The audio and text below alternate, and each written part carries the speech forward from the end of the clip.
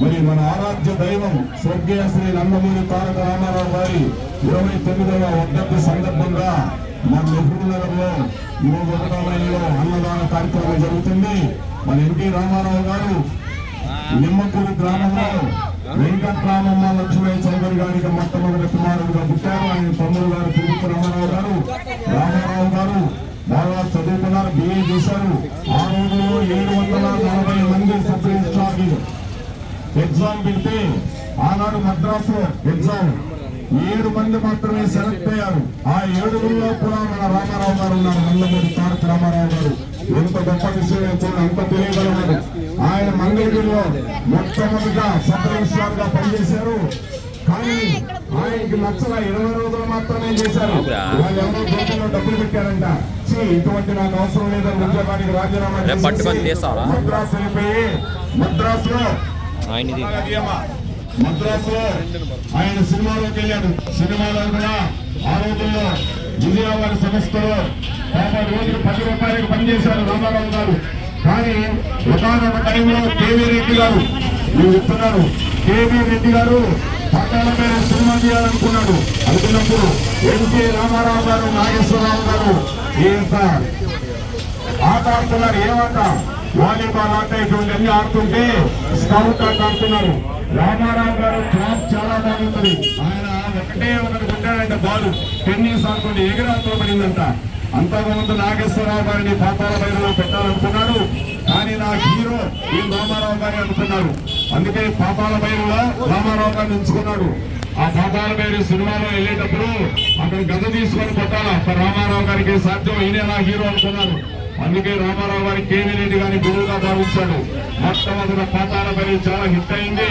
తర్వాత ఆయన ఎన్నో బాధలు పడ్డాడు. తర్వాత ఆయన మంచి ఫామ్ లోకి వచ్చాడు. మాయాబజార్ సినిమా తీశాడు. మాయాబజార్ లో కృష్ణుడుగా నేను పనికిరాని రామారావు గారు కేవీ రెడ్డి గారు మొట్టమొదటి ఆయన కృష్ణుడు పోర్షన్ ఇచ్చి కృష్ణుడు అంటే ఏంటో చూపించాడు కేవీ రెడ్డి గారు. ఆ విధంగా రామారావు గారు మనకి ఎన్నో రాముడు, కృష్ణుడు, ఇటువంటి దుర్యోధనుడు, ఇటువంటి పాత్రలు కర్ణుడు, ఎన్ని రమణాసురుడు అటువంటి పాత్రలు ఎన్నో వేశాడు, తీసుకొచ్చాడు.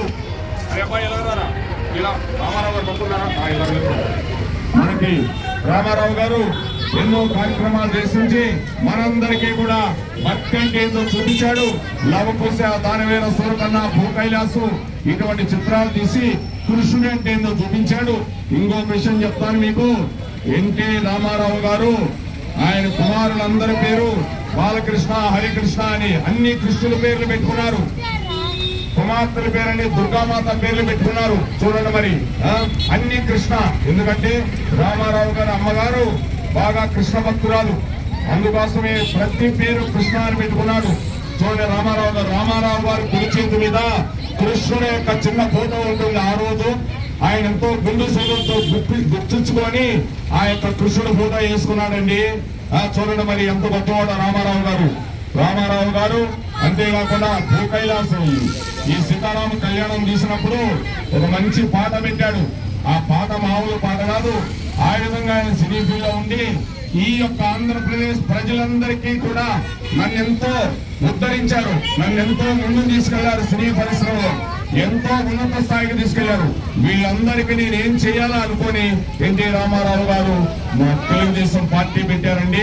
ఆయనది ప్రజలందరూ నన్ను ఎంతో ముందుకు తీసుకెళ్లారు సినీ ఫీల్డ్ లో. అందుకోసం నేను కూడా ప్రజలకి ఏం చేయాలని ఆయన వాల్యూ ఒక్కటే, కూడు కూడు గుడ్డ. ఇదొక్కటే ఆయన మేనిఫెస్టో, ఇంకేమి లేదు. ప్రజలందరూ అన్నం తినాలి, ప్రజలందరూ వైట్ రైస్ తినాలి, ప్రజలందరికీ ఇల్లు కట్టేయాలి, ప్రజలందరికీ రూపాయికే బియ్యం ఇవ్వాలి, ప్రజలందరికీ గుడ్డ ఇవ్వాలి. ఈ 3 రామారావు గారు పెట్టింది. ఈనాటికి కూడా ఆ 2 రూపాయల బియ్యమే కంటిన్యూ అవుతుంది. ఎన్టీ రామారావు గారు శ్రీ శ్రీ శ్రీ జగద్గురు శ్రీమద్ విరాట్ పొంగులూరి వీర బ్రహ్మేంద్ర స్వామి సినిమా తీశాడు. సినిమా తీసేటప్పుడు ఆయనకి సమాధి తీశాడు. బ్రహ్మంగారిది కాలిపోయింది, రియల్ కాలిపోతే 3 రోజులు అక్కడ నిద్ర చేశాడు. 4వ రోజు కల్లో కనిపించాడు శ్రీ వీర బ్రహ్మేంద్ర స్వామి. కనిపించి నాయనా నువ్వు మాదీపల్లో కట్టయిపో ఒక్క పాట అక్కడ మాత్రమే పూర్వం తహుబిలం వెళ్ళిపో అన్నాడు.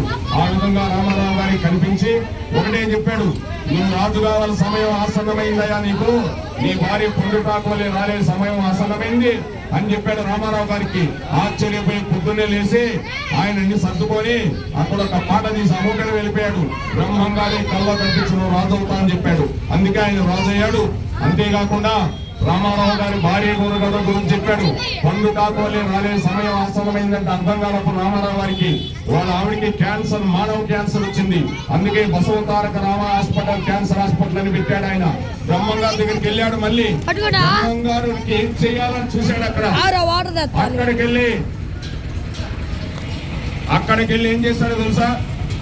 తెలుగంగా ప్రాజెక్టు నిర్మించాడు. రాయలసీమ వాళ్ళకి నీళ్లు లేకపోతే అదే బ్రహ్మ సాగర్ అంటారు దాన్ని. అందుకే బ్రహ్మంగారు చెప్పాడు, కృష్ణమ్మ నా సన్నిధికి వచ్చానన్నాడు. ఆ విధంగా రామారావు గారు ఎక్కడో శ్రీశైలం నుంచి కొండలన్నీ తోడుకుంటూ కొండలన్నీ పగలు కొట్టుకుంటూ శ్రీ వీరబ్రహ్మేంద్ర స్వామి దగ్గరికి నీళ్లు వెళ్ళిపోయి అక్కడి నుంచి మద్రాసుకి వెళ్ళాయి.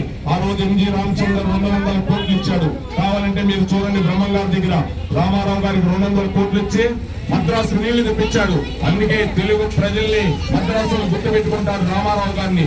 మాకు నీళ్లు లేకపోతే ఆ రోజు ఎన్టీ రామారావు గారు తెలుగు ప్రాజెక్టు, తెలుగంగా ప్రాజెక్టు పెట్టి మాకు నీళ్లు ఇచ్చారని మద్రాసులో కూడా ఈనాటికి కూడా కలవరిస్తూ ఉంటారు. రామారావు గారు కొన్ని గొప్ప పనులు చేశారండి. అందుకే బ్రహ్మంగారికి ఏం చేయాలనుకున్నాడు? రాయలసీమంతా ఇప్పుడు కడప జిల్లాలో పూర్వమామిల దగ్గర నుంచి బ్రహ్మాండమైన పంటలు పండుతున్నాయి. మీరు వెళ్ళి చూడండి. ఇవన్నీ కూడా రామారావు అంటే సామాన్యుడు కాదు, మంచి కృష్ణ భక్తుడు, మామూలు భక్తుడు కాదు. పాండురంగ మహత్యం సినిమా తీసి ప్రజల్లో తల్లిదండ్రులు ఎలా చూడాలి, భక్తి మార్గంలో ఎలా చూడాలి అని చూపించిన వాడి ఆ యొక్క రామారావు గారు. అందుకోసం రామారావు లాంటి వ్యక్తి ఎవరు ఈ భూమి మీద మళ్ళీ పుడతారని ఆయన ఏంటంటే దైవాంశ సంభూతుడు, అంటే దేవతా స్వరూపుడు. కాబట్టి ఆ రూపం కృష్ణ పరమాత్మ రూపం ఇచ్చాడు. ఆ 7 కొండల వాడు వెంకటరమణుడు. హరే కృష్ణ కృష్ణ కృష్ణ హరే హరే, హరే రామ రామ రామ హరే హరే. జయధ్వద భ్రమద్భుజంగ మస్పురా జగద్భగత్ వినిర్గమతర్కాల పాల హవ్యవాత్ ధిమిధ్వనం మృదంగ తుంగ మంగళ ధ్వనిక్రమ ప్రవర్తిత ప్రచండ తాండవ శివ. ఓం నమః శివాయ, ఓం నమః పరాయ, ఓం నమః శివాయ. ప్రఫుల్ల నీల పంకజ ప్రపంచత విమర్శత ప్రపంచతం భకందర విడంబికంఠ కంఠరం స్మరచ్చిదం పురుచ్చిదం భవచ్చిదం గజుచ్చిదాంత కచ్చిదం తమంత కచ్చిదం భజే. ఓం నమః శివాయ.